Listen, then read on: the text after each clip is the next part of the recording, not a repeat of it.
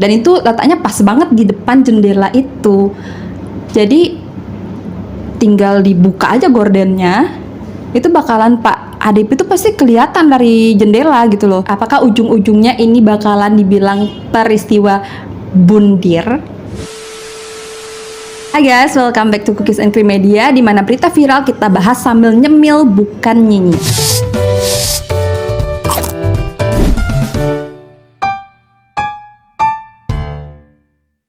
Oke guys, kali ini kita update lagi perkembangan dari kasus meninggalnya sang diplomat muda almarhum Bapak Arya Daru Pangayunan.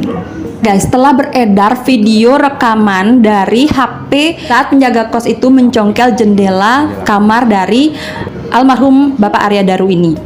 Saat Pak Arya Daru ditemukan sudah berpindah ke alam yang berbeda. Lagi-lagi guys, ada aja kejanggalan yang ditemukan oleh detektif netizen. Jadi netizen ini sangat-sangat jeli gitu ya, nemu aja kejanggalan-kejanggalannya. Tapi emang iya sih, kita bukan menuduh, tapi ini memang ada kejanggalan gitu loh dari reaksi si penjaga kos yang diduga bernama Siswanto ini. Nah, di video pagi hari Siswanto ini ternyata berusaha membuka pintu kamar Bapak Arya Daru ini dengan menggunakan Mastercard.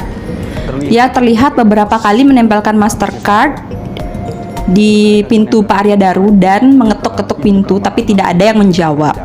Nah, karena sudah lama tidak ada yang menjawab, jadi si Bapak Siswanto ini berusaha untuk membuka jendela kamar dengan menggunakan obeng. Nah, ini dia lagi membuka jendela dengan obeng.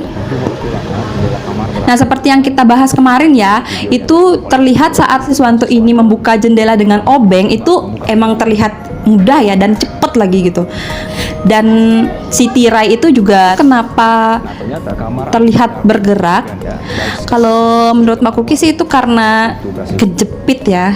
Si tirai ini kejepit jendela awalnya. Jadinya waktu jendelanya kebuka itu si tirai ini lepas gitu.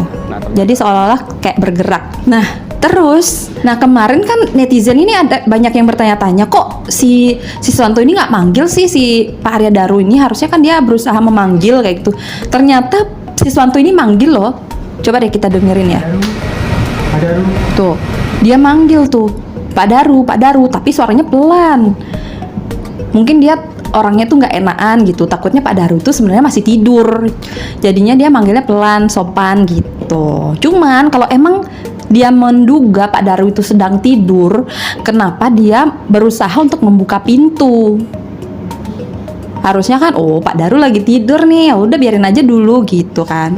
Tapi ini enggak, dia malah fokus untuk membuka pintu. Kalau misalnya itu jendelanya udah bisa kebuka, jaga kos kan otomatis tahu ya, hafal gitu di mana letak dari kasurnya si ADP. Dan itu letaknya pas banget di depan jendela itu. Jadi tinggal dibuka aja gordennya, itu bakalan Pak ADP itu pasti kelihatan dari jendela gitu loh. Kalau misalkan pun masih gelap, dibuka aja gordennya, pasti mataharinya masuk kok ke situ dan itu kelihatan. Atau dia kenapa nggak mencoba untuk menghidupkan lampu gitu loh.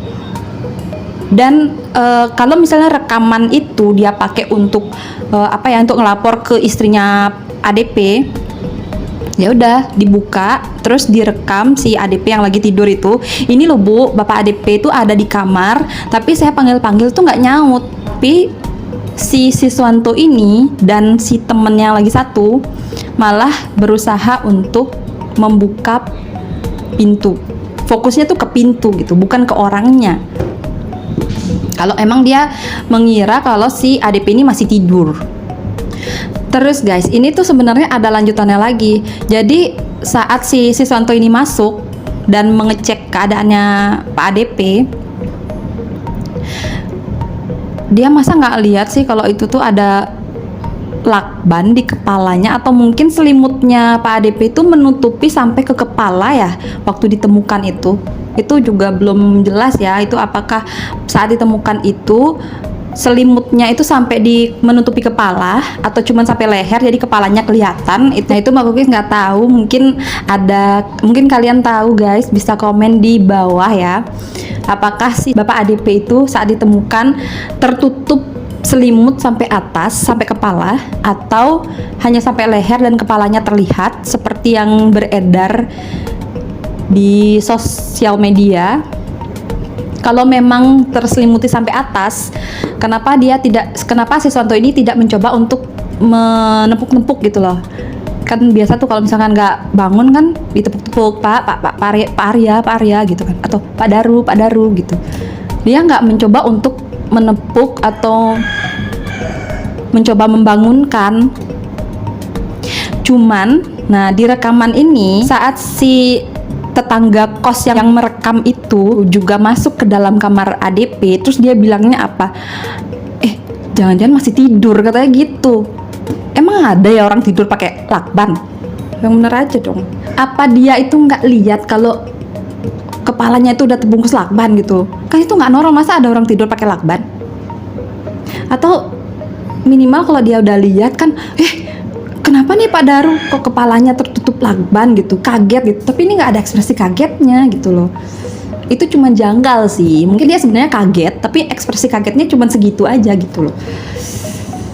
Kan ekspresi kaget tiap orang kan beda-beda. Nah tapi kabarnya sih setelah melihat kondisi Pak ADP ini, si Siswanto itu langsung menghubungi pihak kepolisian guys.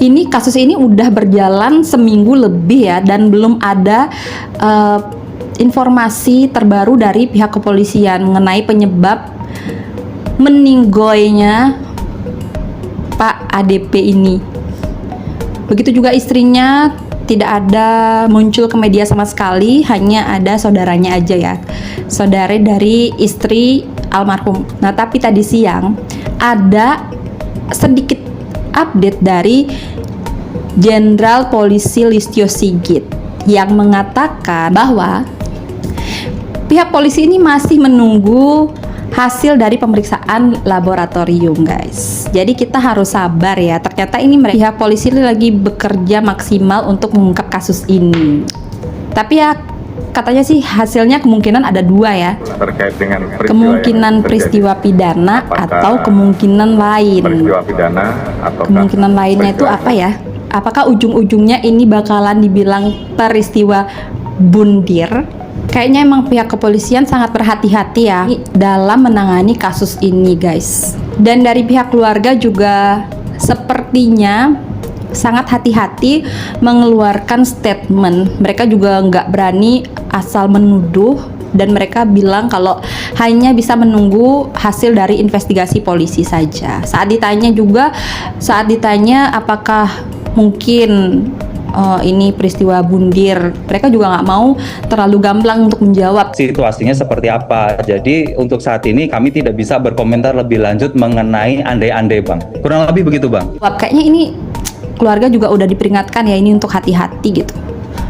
Mungkinkah ini ada peran dari seseorang yang besar di balik peristiwa ini? Menurut kalian gimana guys? Coba komen di kolom komentar di bawah ya.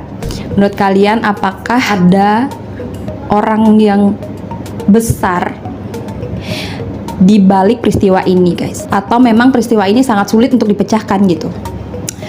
Oke, kali ini segitu aja ya update dari Mbak Kukis. Tapi kalau misalkan ada informasi terbaru, Mbak Kukis pasti akan update lagi buat kalian. Jadi jangan lupa subscribe video ini dan tinggalkan komen kalian di kolom komentar guys. Oke, segitu dulu. Sampai ketemu di video berikutnya. Bye-bye.